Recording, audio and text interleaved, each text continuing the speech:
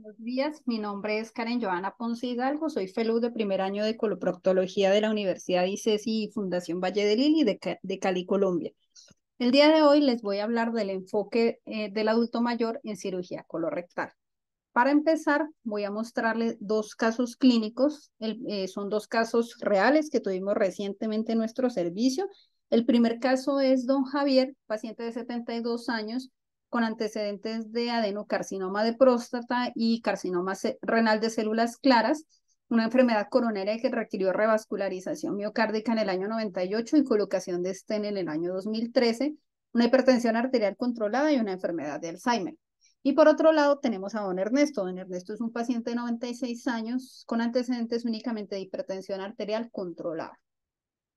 Don Javier acude a la consulta porque en una resonancia que se le hizo como estudio de su cáncer de próstata, como hallazgo incidental se evidencia un tumor en el recto superior que lo describen como un tumor, una lesión a 8.5 centímetros del margen anal, de 2.7 centímetros T3A N0, sin compromiso vascular extramural y sin compromiso del margen de resección circunferencial. Por otro lado, don Ernesto también acude a la consulta con un cuadro de 5 meses con estreñimiento, posteriormente diarrea con sangre y pérdida de aproximadamente 9 kilogramos de peso. Por los hallazgos y por lo evidenciado en el paciente, se envía al servicio de urgencias. A don Javier se le realiza esta colonoscopia en donde se observa el tumor descrito en la resonancia, se le realiza tatuaje con tinta china y a don Ernesto se le realiza también su colonoscopia en donde se evidencia una masa estenosante que ocupa el 95% de la luz en la unión recto-sigmoidea. Se le realiza también en el servicio de urgencias una tomografía en donde se puede evidenciar aparte del tumor ya evidenciado en la colonoscopia, una intususcepción asociada al mismo. En este momento nos podríamos preguntar cuál sería nuestra conducta. ¿Operamos a los dos pacientes? ¿Operamos solamente a don Javier, a don Ernesto? ¿O quizá no operemos a ninguno? Posteriormente vamos a ir desarrollando estas interrogantes. ¿Por qué trajimos esta charla el día de hoy? ¿Por qué realizamos el planteamiento de este problema?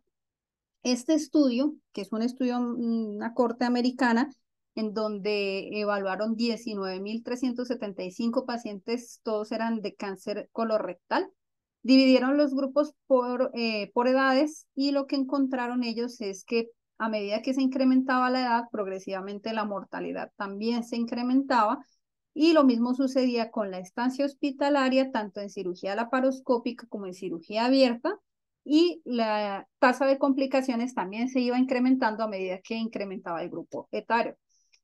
Otra cosa llamativa en este estudio es el número de pacientes que en la división etaria que ellos hicieron, después de los 70 años, estos dos grupos correspondían a casi el 50% de la población estudiada. ¿Qué nos hace plantearnos y preguntarnos esto? Es el fenómeno del envejecimiento poblacional, es un fenómeno universal. En nuestro país también está ocurriendo de manera similar. Si vemos, esta es la pirámide poblacional de Colombia para el año 2005 y 2018, que son los últimos censos que tenemos. Y miren cómo en estos 2 años se ha ido cambiando la forma de nuestra pirámide, siendo más abultada en la parte de la población más anciana y menor en la población de los menores. Incluso existen proyecciones poblacionales que, como pueden observar acá para el año 2050, proyectan que Colombia tenga esta pirámide poblacional e igual va a suceder con muchas poblaciones del mundo.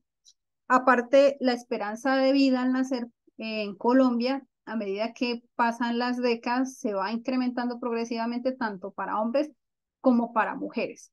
Todo esto nos hace plantear que probablemente vamos a tener una población cada vez más envejecida y por lo tanto vamos a tener más pacientes en los cuales debemos tomar decisiones y que tendremos muchos más pacientes ancianos y con cáncer.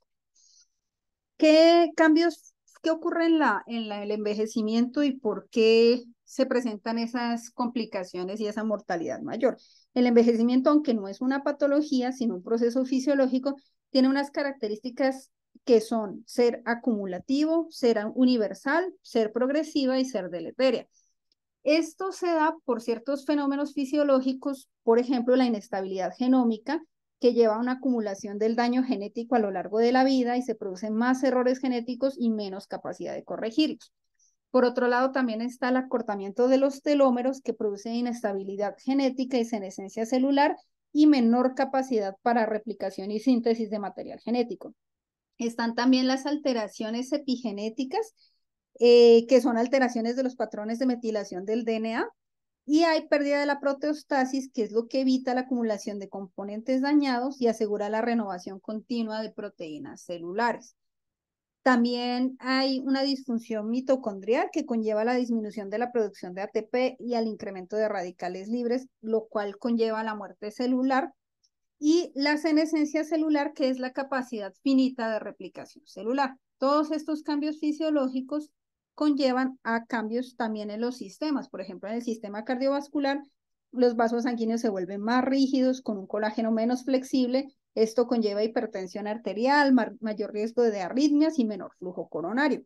En el sistema respiratorio aumenta el esfuerzo respiratorio, disminuye la superficie alveolar y la distensibilidad, y disminuye la masa muscular de los músculos respiratorios.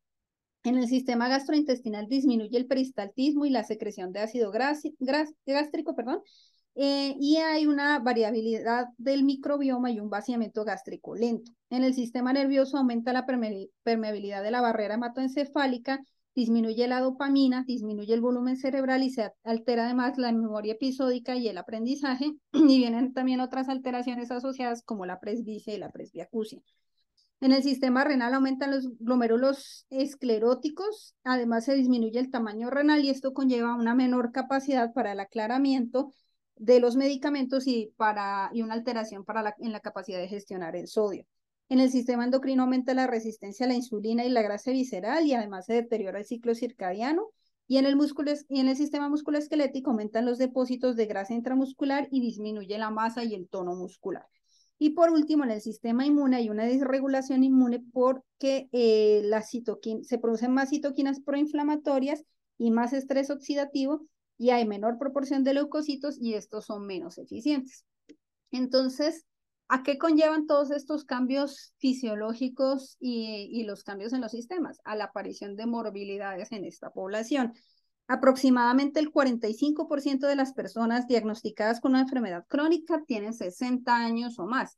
Esta es una tabla donde se observa el porcentaje de pacientes que tienen enfermedad crónica, y como ven progresivamente, como es de esperarse, a medida que se incrementa la edad, pues esta prevalencia es cada vez mayor. Y por otro lado tenemos el uso de polifarmacia, que se considera el uso de 2 o más medicamentos. Entre los más utilizados están los antihipertensivos, los analgésicos, los hipolipemiantes, los fármacos para el tracto alimentario, ansiolíticos, se ha observado que en la población de adultos mayores el promedio de consumo de medicamentos es de 3. Aquí podemos observar todas las posibles comorbilidades que se pueden presentar asociadas al envejecimiento, tanto en hombres como en mujeres. Que estos cambios del envejecimiento normal que acabamos de ver, cuando se conjugan con un estilo de vida que no es saludable, por ejemplo, que consumo de alcohol o de tabaco, o una poca estimulación social y mental, o poca actividad física regular. Además, los factores genéticos, un estado nutricional con una dieta inadecuada, con una poca ingesta de antioxidantes o de vitamina D y poca ingesta proteica, y asociado a esas morbilidades que acabamos de ver, cuando se reúnen todos estos factores, conllevan a lo que se llama el síndrome de fragilidad. Además, si al síndrome de fragilidad le asociamos un evento agudo, que es una cirugía, pues esto probablemente va a conllevar a una alteración funcional del paciente, que lo lleva a una discapacidad, a hospitalizaciones que por lo general son prolongadas, o posterior institucionalización del paciente, o también puede conllevar a la muerte del paciente. La fragilidad en el adulto mayor aumenta el 10% en cada decenio. El 46% de los adultos mayores oncológicos son frágiles, El 31% de los pacientes que se lleva a cirugía colorectal de urgencia en Estados Unidos son frágiles. Y recalco que en Estados Unidos, porque probablemente esta cifra es mucho más elevada en nuestros países en vía de desarrollo. Además, hay un aumento del riesgo de complicaciones posoperatorias, de estancia hospitalaria y de mortalidad cuando el paciente cursa con un síndrome de fragilidad y una disminución de la capacidad adaptativa a factores estresantes. Entonces, ¿cómo podemos evaluar a nuestros pacientes en cuanto a funcionalidad, en cuanto a fragilidad, complicaciones y predicción de complicaciones y de mortalidad? Existen múltiples escalas, aquí puse algunas de las más utilizadas, pero simplemente era para mostrarles la cantidad de escalas de medición que cumplen estas funciones. De las de funcionalidad, de las más utilizadas, está el índice de Bartel, está el índice de Karnofsky y el índice de Koch, que estos dos últimos son más que todo para pacientes oncológicos. Para fragilidad existe esta que es la escala de fragilidad clínica, que es la escala de Rockwood, que clasifica al paciente entre 1 a 9, siendo 1 el paciente robusto, pasando por una fragilidad leve, moderada y severa, y llegando hasta 9, que ya es el enfermo terminal. Y también tenemos escalas que se han desarrollado específicamente para cirugía colorectal, como la escala CR-POSUM, CR-BOM o la ACPGBI. Pero entonces nos preguntaríamos, tenemos muchas, ¿cuál vamos a utilizar? Existe este artículo quiso comparar en pacientes que se llevan a cirugía colorectal cuál de estas escalas tenía mejor efectividad y arrojó como resultado que la CR-POSUM era un mejor predictor en general y en cirugía electiva. El P-POSUM era un mejor predictor para cirugía urgente, pero subestima la mortalidad. Y el CRB-HUM es mejor predictor de morbilidad. Otro estudio encontró que existían 26 escalas para el paciente con cáncer colorectal que se iba a llevar a cirugía. Estas escalas evaluaban complicaciones, 10 de ellas predecían mortalidad, 7 de ellas predecían fuga anastomótica y algunas predecían estancia hospitalaria. No encontraron ningún modelo que prediga la alteración de calidad de vida o la dependencia funcional con la que va a quedar el paciente posterior al procedimiento. 12 de ellas incluyen factores intraoperatorios. La mayoría de estas escalas tienen un área bajo la curva entre 0.68 y 0.9. Y la conclusión a la que llegan en este estudio y la recomendación es individualizar el caso y aplicar algo que se llama la evaluación geriátrica integral. Entonces, ¿en qué consiste esta evaluación geriátrica integral? Ella incorpora 5 factores: el factor médico o biológico, el factor de la cognición o psicológico, la funcionalidad, la comunicación y el factor social. Puse estas flechas acá para resaltar que lo que habitualmente hacemos es esta parte, la parte médica o biológica. Nosotros siempre evaluamos los síntomas presentes en la enfermedad, los antecedentes, factores de riesgo, los fármacos que sean utilizados por el paciente, pero no es tan frecuente que vayamos más allá de solo la parte médica. En esto consiste la evaluación geriátrica integral, en ir mucho más allá, asociando estos otros factores que les menciono. Bueno, entonces, ¿qué sucedió con nuestros casos? Para adelantarles algo más de lo que pasó con ellos, entonces recordemos, don Javier, el paciente de 72 años del tumor de recto, se le realizó una evaluación inicial en donde se aplicaron algunas de estas escalas y la evaluación geriátrica integral y se obtuvo un puntaje de Bartel de 60, que lo clasificaba como dependencia leve, un Karnofsky del 80%, y con la evaluación geriátrica integral se detectó que si el paciente se llevaba a cirugía presentaba un riesgo de mortalidad del 7.6%, un riesgo de complicaciones del 18% y un riesgo de deterioro funcional del 48%. Y nutricionalmente se lo clasificó como una desnutrición leve. Por otro lado, don Ernesto tenía un Bartel de 90, que lo clasificaba también como una dependencia leve, Karnofsky del 90%, y en la evaluación geriátrica integral se predijo un riesgo de mortalidad llevándolo a un procedimiento del 9.5%, riesgo de complicaciones del 23% y un riesgo de deterioro funcional del 45%. Su estado nutricional se clasificó como una desnutrición leve moderada. Entonces, con estos datos, probablemente podríamos hacer nuevamente la encuesta y decir si nuestra conducta que habíamos planteado inicialmente cambió o si se mantuvo igual de que probablemente operamos a los dos. Entonces, en nuestros casos decidimos llevar a los dos pacientes a cirugía. Don Javier se llevó a una resección anterior baja de recto por laparoscopia con anastomosis. No hubo complicaciones durante el procedimiento y el manejo posoperatorio se realizó en piso. Don Ernesto, por su parte, se le realizó una resección anterior radical alta de recto sigmoide y una anastomosis colorectal por laparoscopia. Tampoco hubo ninguna complicación durante el procedimiento y el manejo de este paciente se decidió darlo en UCI, básicamente por la edad del paciente. Luego les seguiré contando qué sucedió con nuestros casos. Ahora, entonces, ya teniendo estas bases, vamos a ver cómo vamos a realizar el enfoque del paciente en el prequirúrgico, en el intraoperatorio y en el postquirúrgico. En la parte prequirúrgica es fundamental una valoración geriátrica para realizar esa evaluación geriátrica integral que les mencioné.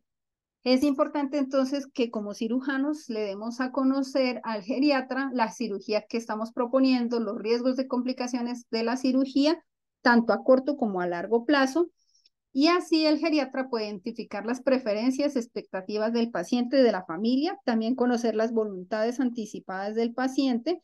Y antes de la operación, el equipo de atención médica debe explorar y discutir con los pacientes sus valores personales, sus preferencias de tratamiento, incluidos resultados específicos que puedan ser importantes para ellos, como el deterioro funcional o la pérdida de independencia o la carga que requiera el paciente posterior a su atención.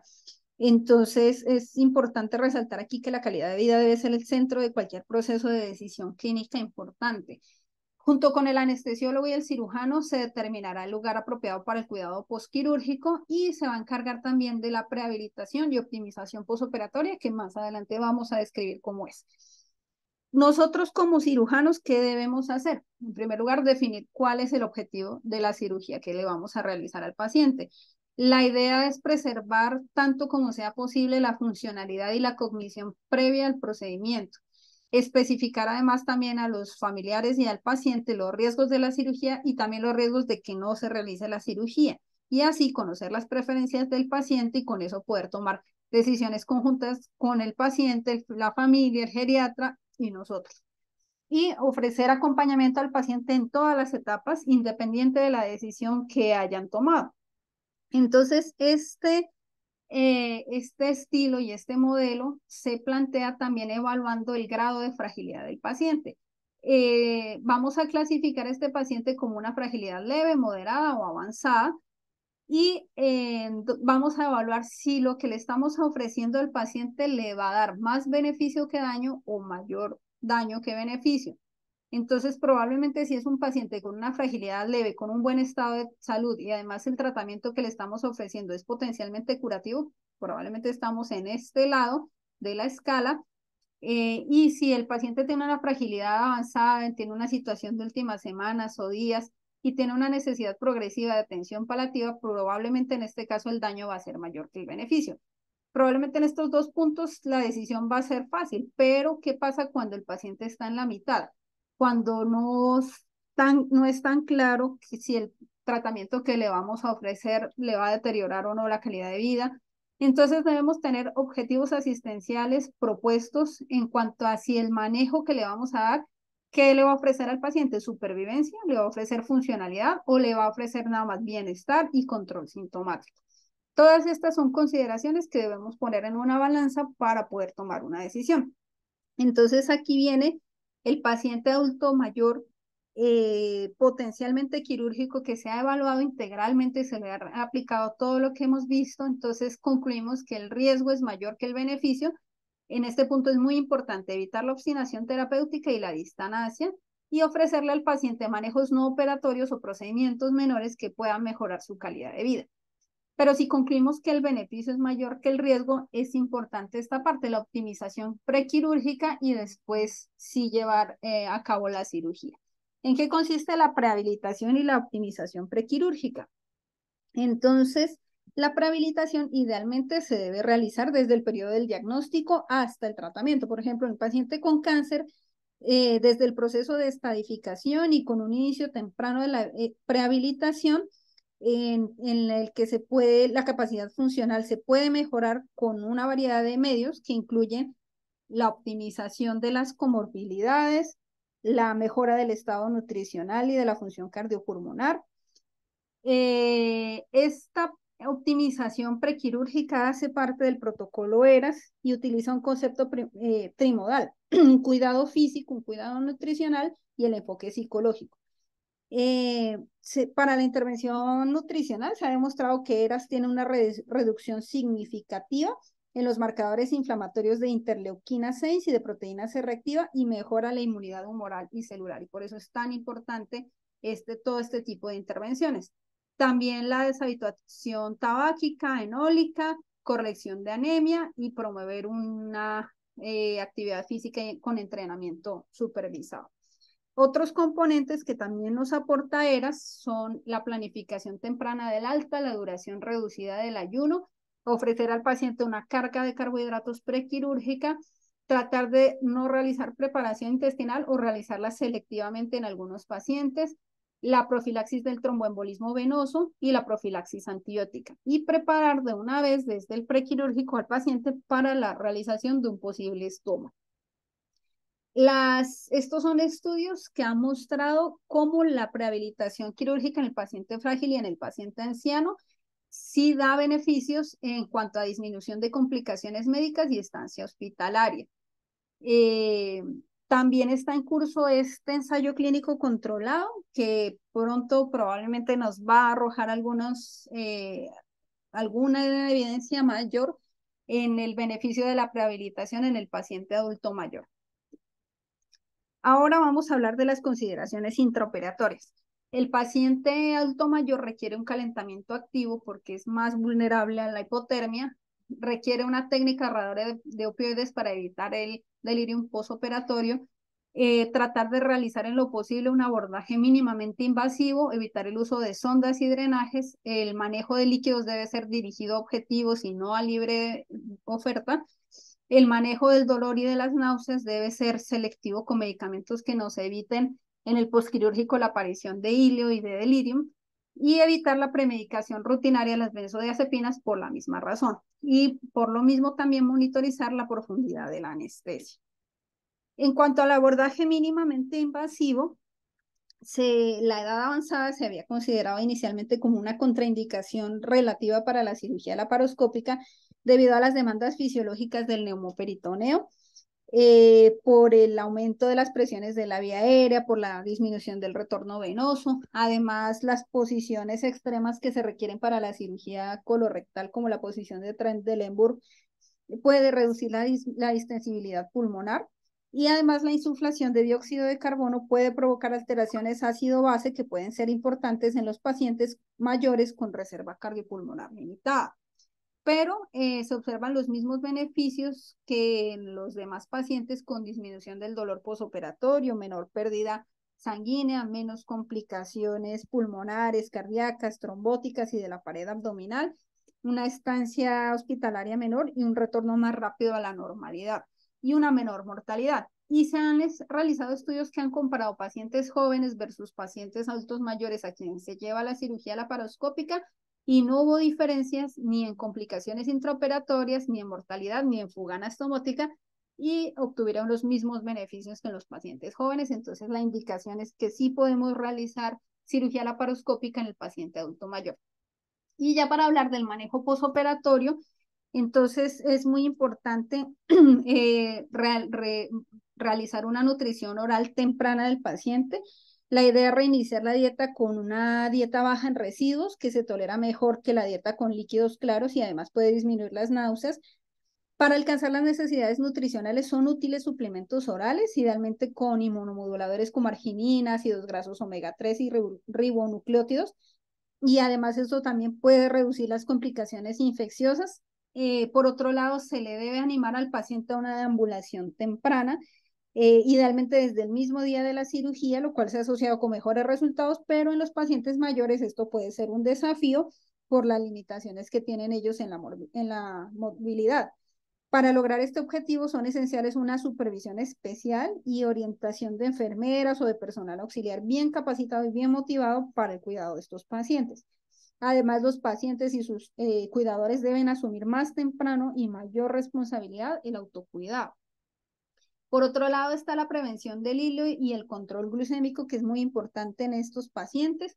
La prevención del delirium, que se puede lograr corrigiendo algunos factores de riesgo. El principal factor de riesgo y que no lo podemos modificar en el adulto mayor es la demencia, pero hay unos que sí podemos intervenir, como la deshidratación, la polifarmacia, la inmovilización o las alteraciones hidroelectrolíticas. Entonces, tratar de corregir todas estas alteraciones o aumentar visitas de familiares, devolverle tan pronto podamos sus audífonos, sus anteojos al paciente, va a evitar la presentación de delirio.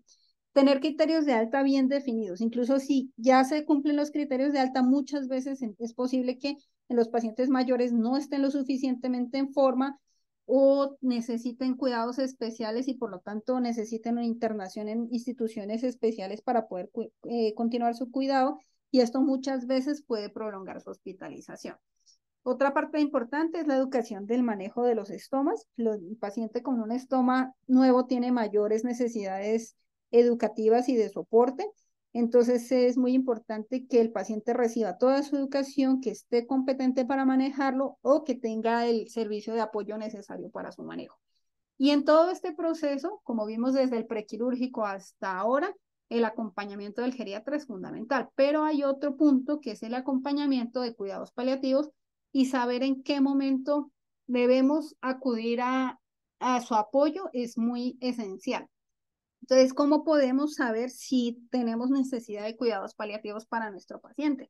Existe esta escala que se llama la escala de NECPAL, que realiza algo que le denominan la pregunta sorpresa y consiste en preguntarle al paciente o a los cuidadores o a los que están atendiendo su salud si les sorprendería si la persona muriese a lo largo del año siguiente. Si le sorprendería, pues probablemente no es un paciente que necesite cuidados paliativos, pero si no le sorprendería si este paciente falleciese en el año siguiente, vamos a hacer otras preguntas adicionales.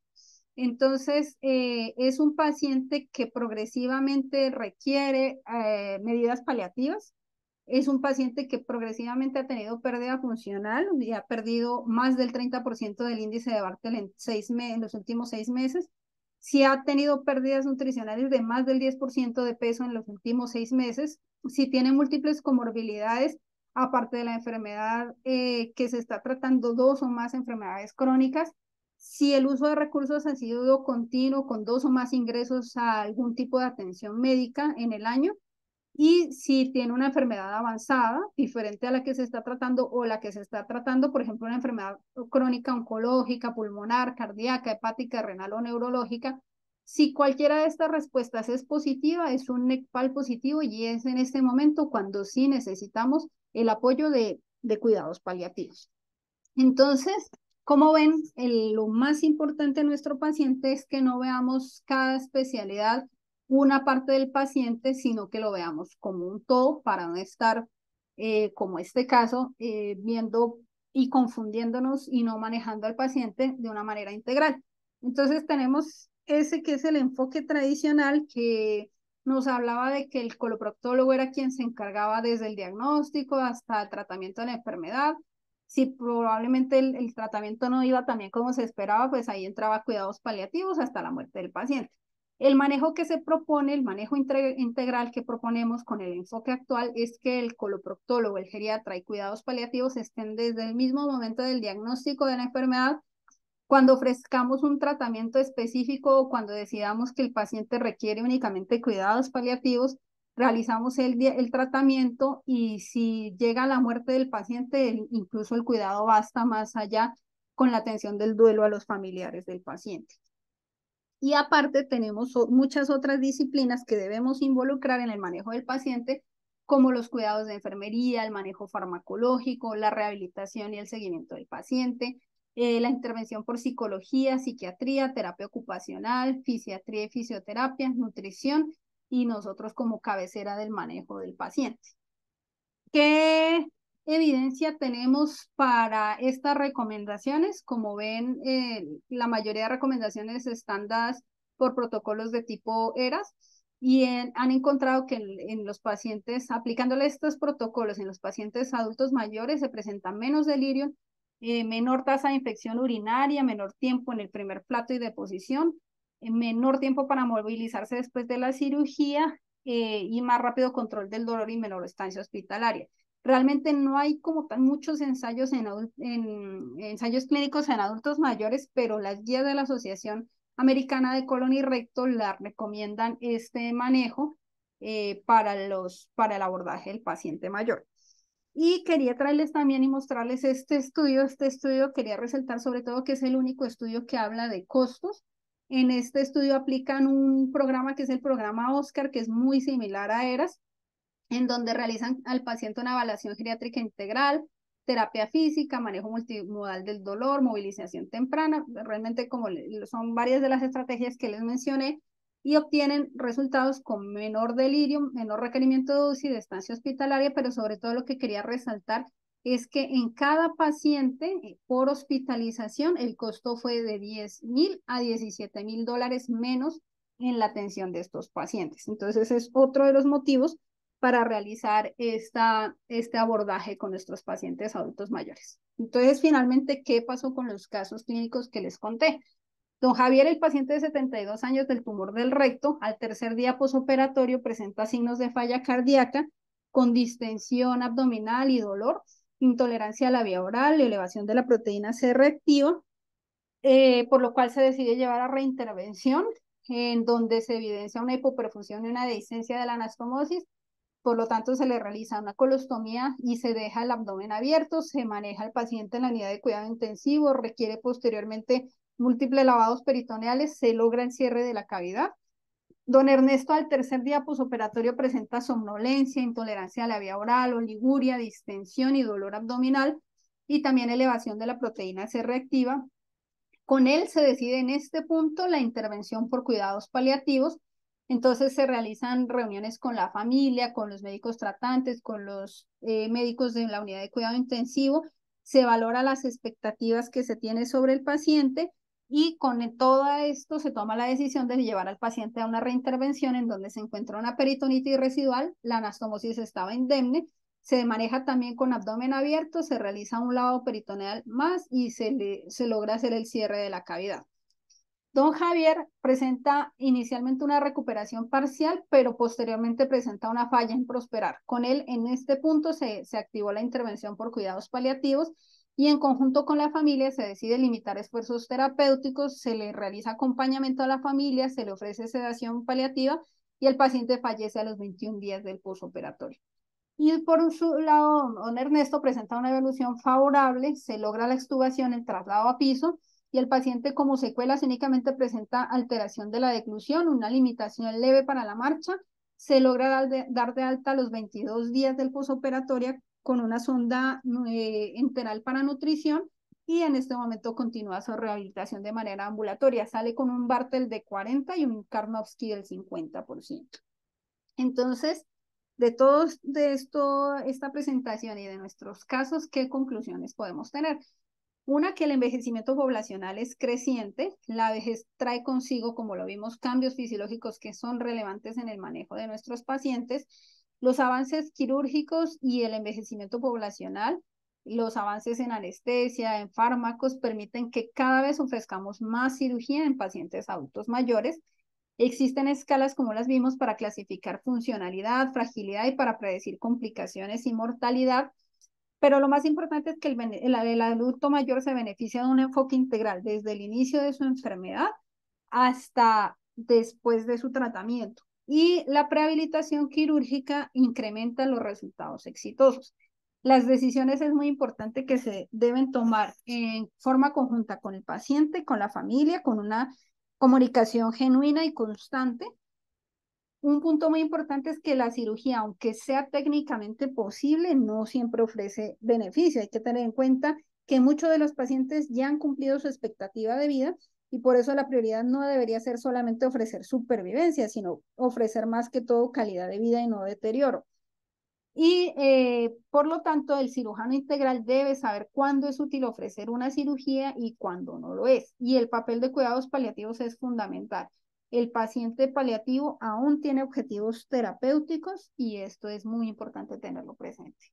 Esta es un QR en donde pueden escanearlo para obtener la bibliografía que se utilizó en la charla. Muchas gracias.